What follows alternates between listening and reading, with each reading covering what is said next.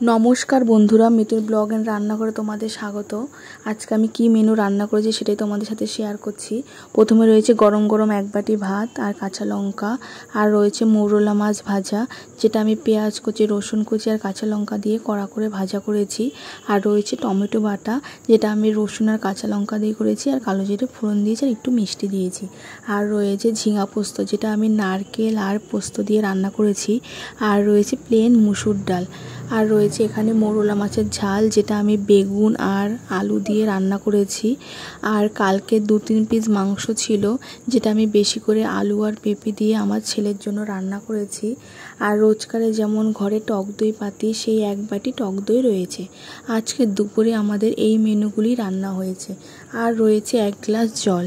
আর তোমাদের যদি আজকের এই মেনু ভালো লেগে থাকে, অবশ্যই চ্যানেলটিকে সাবস্ক্রাইব করে দেবে, আর কমেন্ট, শেয়ার আর লাইক করতে ভুলবে না কিন্তু।